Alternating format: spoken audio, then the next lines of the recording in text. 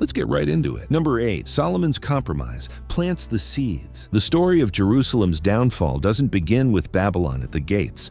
It starts centuries earlier with King Solomon. At first, Solomon's reign was a golden age. The temple was built, the city prospered, and Israel's influence stretched across the region. Yet in that prosperity lay hidden cracks. Solomon's marriages to foreign wives brought foreign gods into the heart of Jerusalem. High places were built for Chemosh, Molech, and other deities, and the once unified devotion to the Lord fractured.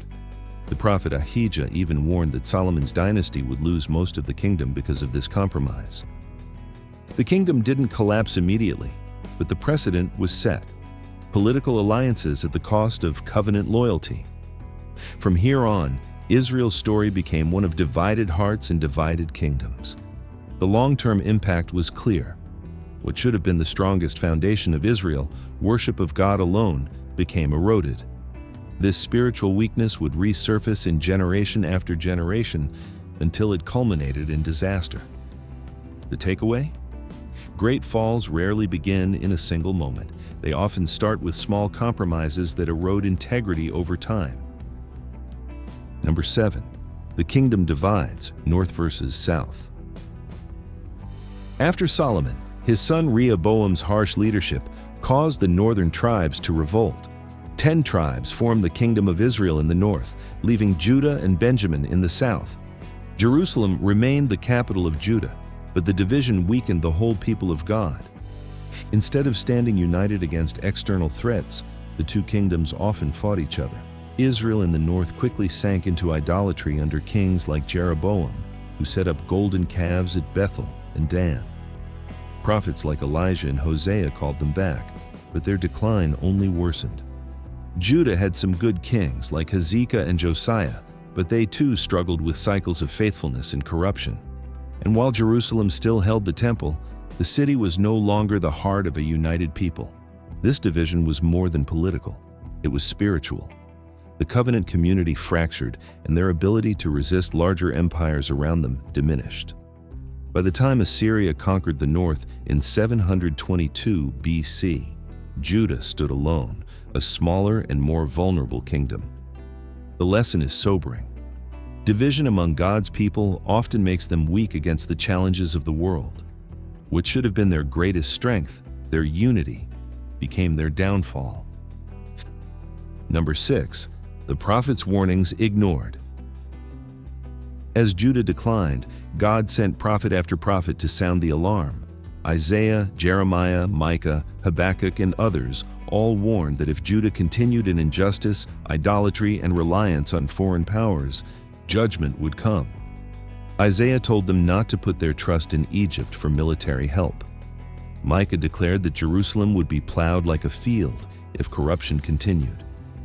Jeremiah stood at the very gates of the temple and told the people that rituals meant nothing if their hearts remained far from God. But time and again, the people shrugged off the warnings. Some mocked the prophets, others tried to silence them. Jeremiah was even thrown into a cistern. The stubborn belief that the temple of the Lord guaranteed their safety made them blind to the truth. God's presence was not a magical shield against sin. This resistance to correction was one of the most decisive steps toward Jerusalem's fall. Judgment wasn't sudden. It was preceded by patient warnings. The message is clear. Ignoring the truth doesn't make consequences disappear. In fact, it accelerates them. Number 5. Josiah's reforms and the brief hope. Not every king turned from God. In the late 7th century BC, King Josiah rediscovered the Book of the Law during temple repairs. Shocked at how far Judah had strayed, he launched sweeping reforms. He tore down idols, renewed the covenant, and celebrated the Passover with a zeal not seen for generations. For a moment, Jerusalem seemed to turn back to its foundations. The reforms brought genuine spiritual renewal, and the city had a glimpse of what faithfulness could look like. But tragically, the momentum didn't last. After Josiah's untimely death in battle at Megiddo, the nation quickly fell back into corruption under weaker rulers. The prophets saw that the change was shallow in many hearts. Outward reforms couldn't erase generations of compromise. While Josiah was a bright light, His reign was only a temporary pause in the downward spiral. This moment is key because it shows how close Jerusalem came to revival and how fleeting it proved.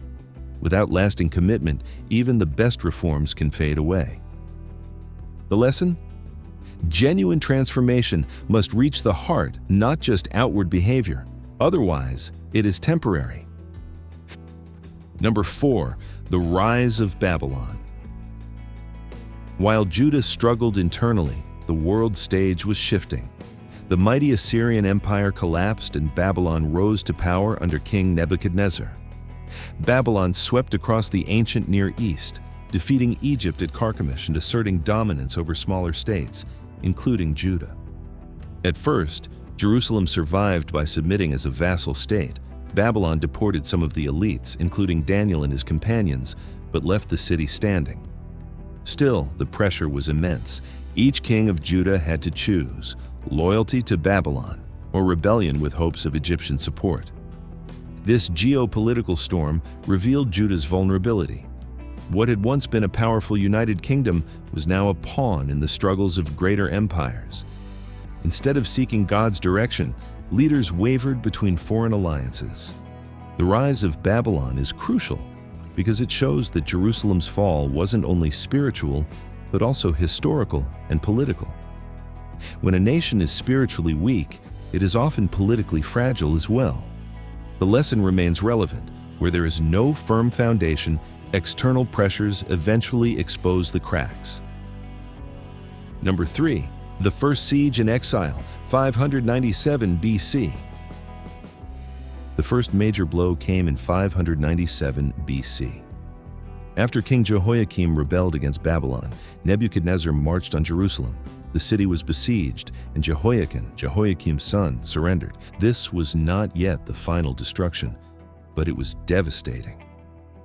Nebuchadnezzar carried off thousands of people into exile, including craftsmen, soldiers, and leaders. Among them was the prophet Ezekiel, who would later deliver visions from Babylon. The temple still stood, but Jerusalem was weakened. A puppet king, Zedekiah, was placed on the throne. This was a warning shot: submit and survive, or resist and face total ruin. But instead of repentance, Judah wavered again. False prophets in Jerusalem told the people that exile would be short and the temple invincible. Jeremiah, by contrast, told them to settle in Babylon and seek its peace, because the exile would last 70 years. This first exile marks a turning point. Jerusalem had been humbled, but it refused to learn the lesson. The takeaway? Sometimes a smaller crisis comes as a chance to change course. If ignored, it paves the way for a greater disaster. Number 2, Zedekiah's rebellion and the final siege. Zedekiah was weak, torn between Babylon's demands and his own nobles urging rebellion. Against Jeremiah's warnings, he broke allegiance with Babylon and trusted in Egypt's help. The response was swift. Number 1, the temple burned and exile complete. The climax came when the Babylonians torched the temple. The house of God, built by Solomon centuries earlier, went up in flames. The sacred vessels were carried away. The walls of Jerusalem were torn down, and the city was left in ruins. The destruction of the temple symbolized the end of an era. For the people of Judah, it felt like the end of God's presence among them. Many wept by the rivers of Babylon, wondering if they had been abandoned forever. And yet, even here, hope remained. That's all for today. I'll be making more videos like this, so subscribe if you don't want to miss them.